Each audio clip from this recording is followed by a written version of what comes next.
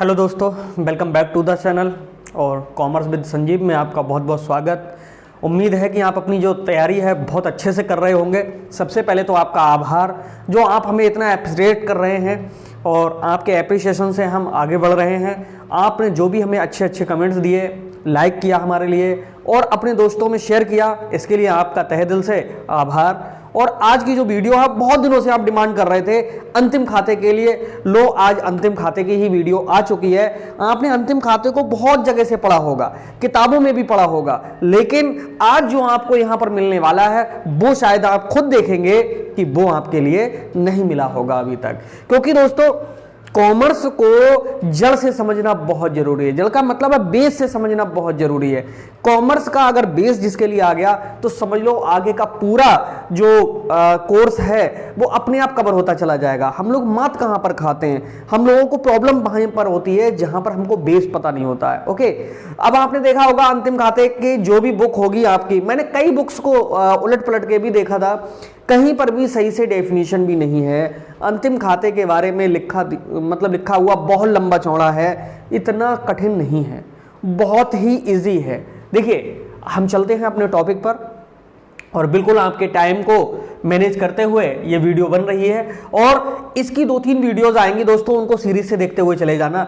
ये केवल आपके लिए बताएगी कि इसका अर्थ क्या है और इसकी डेफिनेशन क्या है और इसमें कौन कौन से खाते बनते हैं, इन खातों की भी जानकारी दूंगा और वो हेडिंग्स दूंगा जो आपकी किसी बुक में होंगी ही नहीं कि हम अंतिम खाते तैयार क्यों करते हैं, तैयार करने के कारण क्या है या उद्देश्य क्या है। आप अपनी बुक में देखिएगा, ये दोस्तों नहीं मिलेगा, जबकि ये एग्जाम में बहुत पूछा जाता है। बहुत इंपॉर्टेंट है ये कि अंतिम खाते तैयार करने के कारण क्या है। तो आज का ये जो वीडियो है ये तो आपके लिए वैल्यूएबल हाई है और इसके बाद जो न्यूमेरिकल कैसे तैयार करेंगे, चुटकी में तैयार होगा न्यूमेरिकल, बस उसकी एक ट्रिक है, एक तरीका है समझने का। उस तरीके से आप अगर सॉल्व करते हैं क्वेश्चन गलत नहीं होगा, 100% सही होगा। अगर 1-2 एंट्री अगर गलत भी कर रही होगी तो वो भी निकल करके अपने आप आ जाएगी कि आपकी जो कौन सी एंट्री है वो गड़बड़ में जा रही। दोस्तों अगर फिर भी आपको कहीं पर किसी प्रकार की असुविधा हो रही हो तो मैंने आपको एक नंबर पहले की जो वीडियोस हैं उनमें भी दे दिया है, एक व्हाट्सएप नंबर आपको फिर से दे दूंगा आज, और उस नंबर से आप जो भी अपनी प्रॉब्लम्स हैं, जो ज़रूरतें हैं, आप एक मैसेज करके उसे छोड़ दीजिएगा और इसके बाद उस पर कॉल नहीं कीजिएगा, ना बार बार आप मैसेज कीजिए। आपका अगर मैसेज आ गया तो समझ लीजिएगा उसका रिप्लाई 100% जरूर आएगा। 1-2-3 दिन लग सकते हैं क्योंकि बहुत लोग जुड़े हुए हैं। आप अपनी बारी का इंतजार करिए। ओके, तो हम चलते हैं किसकी ओर, फाइनल अकाउंट की ओर। देखिए, इसको कहते तो फाइनल अकाउंट है, ये अंग्रेजी में ही पढ़ाना चाहिए, लेकिन यहाँ पर क्या है कि अगर हम एक साथ इंग्लिश में पढ़ाएंगे तो जो हिंदी मीडियम के दोस्त हैं हमारे, उनके समझ में बहुत कम आएगा। तो इंग्लिश मीडियम वाले वो समझने का प्रयास करेंगे और हिंदी मीडियम वाले लोगों के लिए मैंने हिंदी में ही लिख दिया है।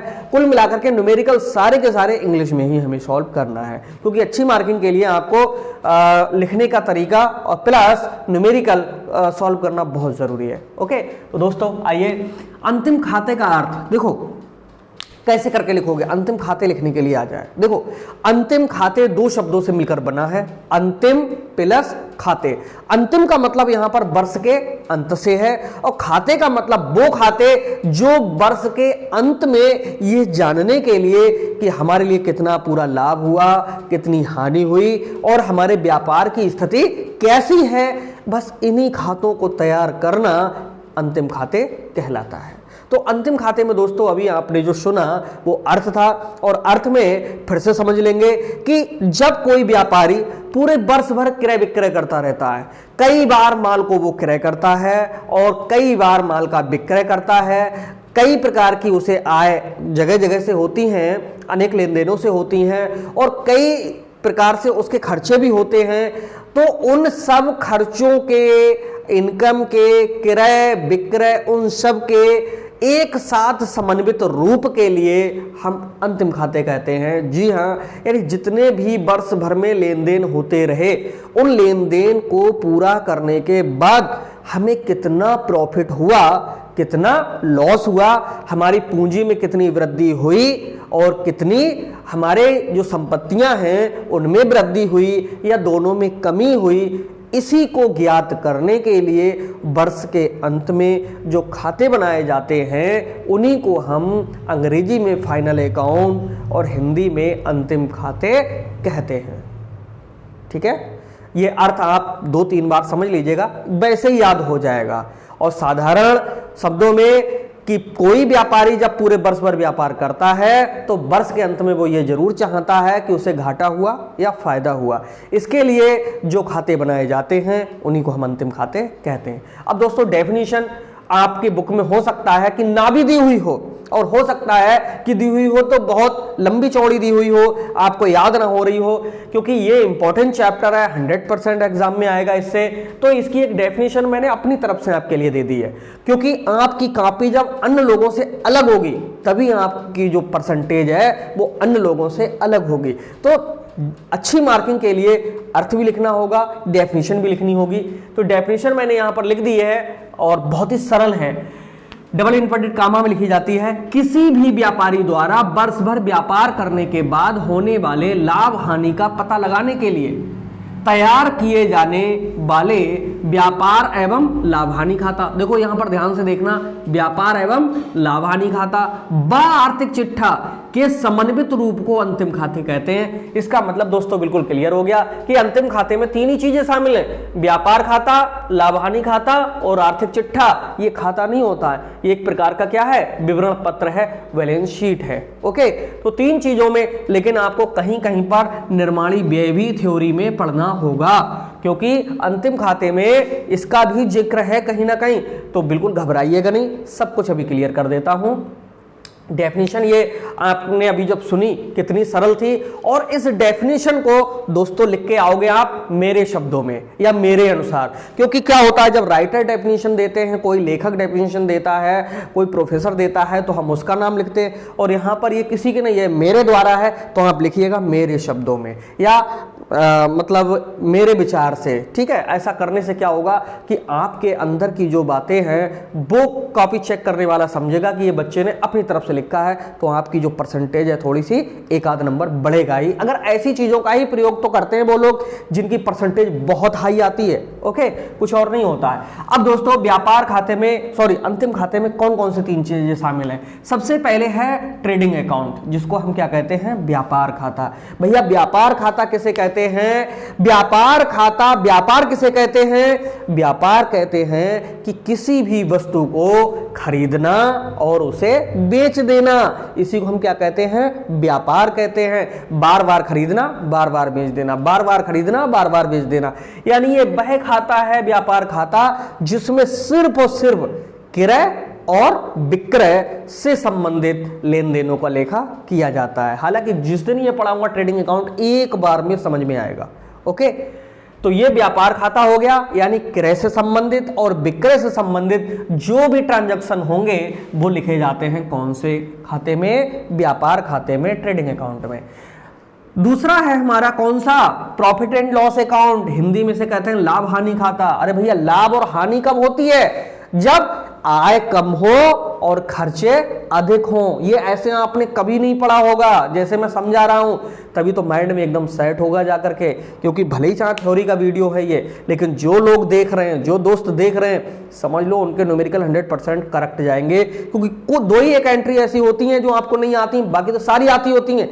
बस मेरी इन बातों को दिमाग में सेट करना, सोचना, समझना, खुद पता चल जाएगा कि ये एंट्री कहां जाएगी। ओके, तो व्यापार वाले में क्या था, व्यापार का मतलब खरीदना बेचना, और लाभ हानि खाते का मतलब है कि भैया खर्चा अधिक हो गया, इनकम कम हो गई, तो समझ लो या तो लाभ होगा या क्या होगी, हानि।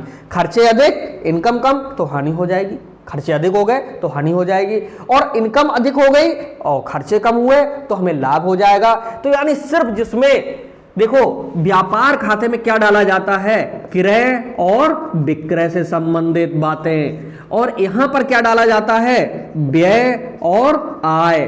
ठीक है, यानी खर्च और लाभ के बारे में इन 4 शब्दों को आप रट लीजिएगा, समझ लो कि व्यापार और लाभ हानि खाता तो गलत ही नहीं होंगे। क्योंकि सबसे ज्यादा गलती होती है दोस्तों, व्यापार खाते की कुछ एंट्रीज इसमें पड़ जाती हैं लाभ हानि में, और लाभ हानि की कुछ एंट्रीज कहां पड़ जाती हैं, व्यापार खाते में। बच्चे बहुत परेशान होते हैं, अब पता नहीं है कैसे तैयार होगा। और कोचिंग पढ़ाने वाले जो टीचर्स हैं, गुरुजी हैं, वो भी इस बात से परेशान रहते हैं कि इनके समझ में कैसे आए। वो कहते हैं रटो रटो, यानी ये व्यापार खाते में जाएगा, ये लाभ हानि में खाता जाएगा। यहाँ भाई रटने वाला कोई कॉलम नहीं है। यहाँ अगर रटाएं तो हाई स्कूल से लेकर के और बीकॉम, एमकॉम, एमबीए तक अगर हमें जाते हैं, कैसे पहुंचा पाएंगे, कहाँ तक रटेंगे, कहाँ तक उसको रटाएंगे। यहाँ सिर्फ समझाया जाता है। समझ में अगर आ रहा हो देन बहुत अच्छी बात है। आर्थिक चिट्ठा, अरे आर्थिक का मतलब क्या होता है भैया, रुपया पैसा। आर्थिक का मतलब होता है रुपए पैसे, ठीक है। और चिट्ठा का मतलब क्या होता है, विवरण। जो चिट्ठी होती है ना, चिट्ठी से ही चिट्ठा बना है। चिट्ठी होती छोटी सी और चिट्ठा होता है खूब बड़ा, यानी जिसपे पूरा विवरण लिखा हुआ हो कि तुम्हारे पास कितनी संपत्तियां हैं, कितनी पूंजी है, कितने दायित्व हैं। तो वही चीज हमारी बन जाती है दोस्तों आर्थिक चिट्ठा। इसको कहते हैं बैलेंस शीट। बैलेंस का मतलब दोनों ओर बराबर, और शीट का मतलब होता है एक प्रकार का ऐसा कागज जो मतलब संपत्तियों को और दायित्वों को बराबर बराबर दर्शा रहा हो। बात करते हैं कि ये चौथा, ये थ्योरी में आपको मिलेगा। न्यूमेरिकल में अगर आप कोई बड़े कोर्स करते हैं, अच्छे कोर्सेस में जाते हैं, तो इसकी जरूरत आपको पड़ेगी। सीए अगर करते हैं तो इसकी जरूरत पड़ेगी, क्योंकि मुझे तो पूरी जानकारी आपको दे दी है। तो वैसे ज्यादातर आपका काम इन 3 से चलता है। निर्माणी वे कुछ नहीं है। जो व्यापार करता है वो व्यापार खाता बनाता है, लेकिन कुछ लोग ऐसे होते हैं जो कुछ वस्तुओं का निर्माण करते हैं। जैसे टायर ट्यूब की जो फैक्ट्रियां हैं भैया, वो बना के वो बेच रहे हैं, तो वो क्या कर रहे हैं, मैन्युफैक्चरिंग कर रहे हैं। जब मैन्युफैक्चरिंग कर रहे हैं तो वो व्यापार खाता ना बनाकर, क्योंकि वो पब्लिक डीलिंग नहीं करते हैं, वो सीधे ग्राहक को माल नहीं बेचते हैं। ये जितना माल बनाते हैं थोक व्यापारी को सीधे बेचते हैं। तो ये बनाते हैं कौन सा, मैन्युफैक्चरिंग अकाउंट, निर्माणी खाता। बिल्कुल वैसे ही बनता है जैसे हमारा व्यापार खाता है। ओके, तो ये कोई घबराने की बात नहीं है। निर्माणी खाता में ये निर्माण से संबंधित होता है कि कितना वस्तु को बनाने में खर्चा आया और कितना बेचने से पैसा मिला। तो दोनों का जो निर्माण से होने वाला जो लाभ है वो कहां आगे बढ़ जाता है, लाभ हानि खाते में बढ़ जाता है। तो व्यापार खाता जहां नहीं बनता वहां बनता है क्या, निर्माणी खाता। उम्मीद है दोस्तों अभी तो सिर्फ हम बेसिक समझ रहे हैं, हल्का हल्का अगर समझ में आ रहा होगा तो समझ लो कि पूरे 10th की कॉमर्स ही नहीं, एमकॉम से पार अगर कोई और भी कोर्स आप करते हो वहां तक समझ में आएगा। उम्मीद है दोस्तों ये समझ में आपके आ गया होगा। अगर आपकी कोई क्वेरी हो, आपकी कोई समस्या हो, तो एक व्हाट्सएप नंबर में लिख रहा हूं 9719811101।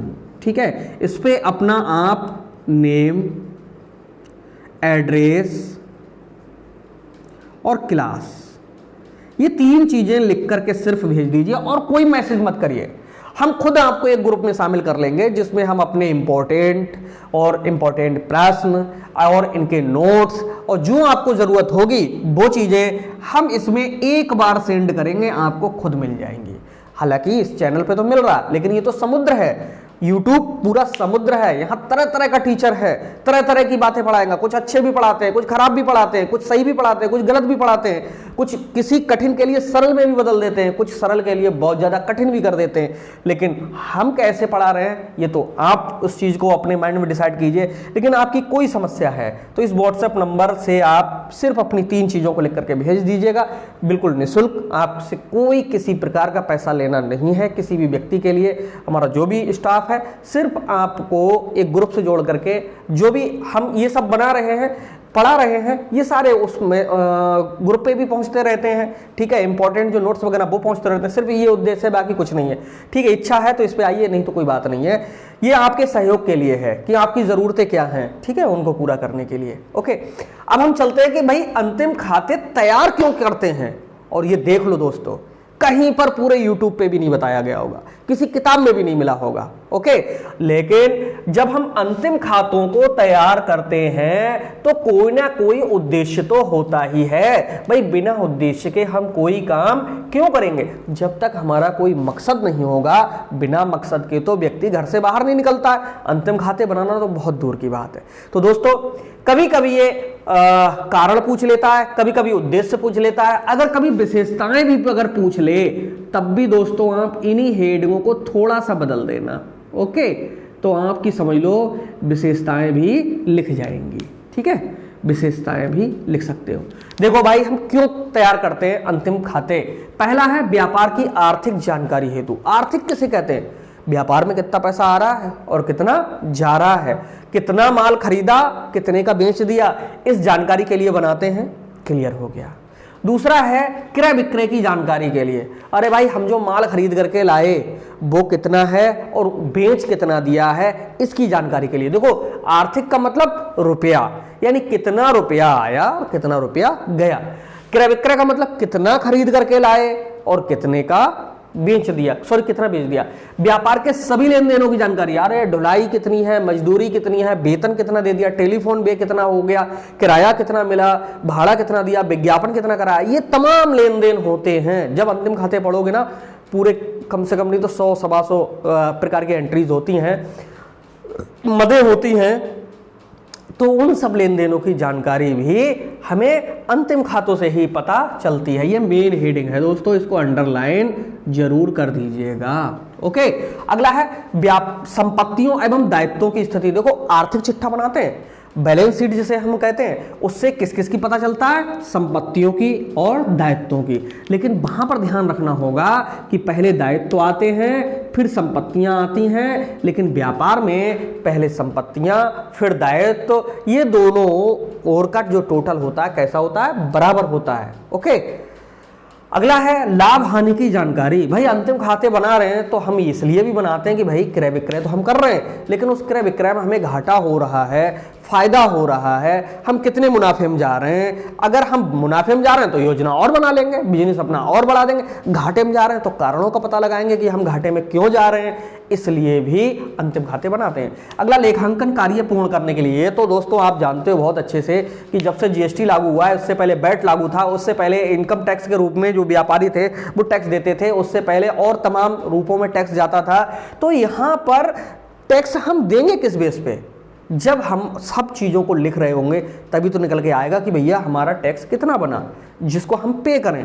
तो लेखांकन कार्य पूर्ण करने के लिए और टैक्स को चुकाने के लिए बिल्कुल लास्ट में 12वें नंबर पे है। ओके, अगला है व्यापार के नियमों का पालन करने। तो व्यापार कहता है पहले लिख तब पाछे दे, भूल पड़े कागज से ले। ये मेरी कहावत नहीं है, ये किसी राइटर ने कहावत कही थी कि कॉमर्स के जितने भी लोग होते हैं उनका जो दिमाग है, जब बिजनेस सही चलता है, उनका जो दिमाग है वो बहुत ज़्यादा बिजी हो जाता है। आपने देखा होगा दोस्तों, जो अच्छे अच्छे मार्केट हैं उनमें ग्राहकों का बिल्कुल तांता लगा हुआ होता है। कोई इधर से ये खरीद रहा है, कोई उधर से दूसरा खरीद रहा है। तब तक पड़ोसी आया, बोले जरा 4 पीस देना, हमारे कस्टमर आया, हम उसे दिखा लाएं। अब हमें यह पता ही नहीं है कि वो ले गया तो लौटा के लाया या नहीं लाया। लेकिन कॉमर्स क्या कहती है, उसको जब दो तुरंत लिख दो, वापस कर जाए उसे काट दो। ठीक है, उससे क्या होगा? हमारा बिजनेस गड़बड़ाएगा नहीं, हम लॉस में नहीं पहुंचेंगे। ओके, अगला है भविष्य की योजनाएं बनाने हैं। तो अगर भविष्य की योजनाएं बनाएंगे तब भी हमें अंतिम खाते के आधार पर ही बनाएंगे।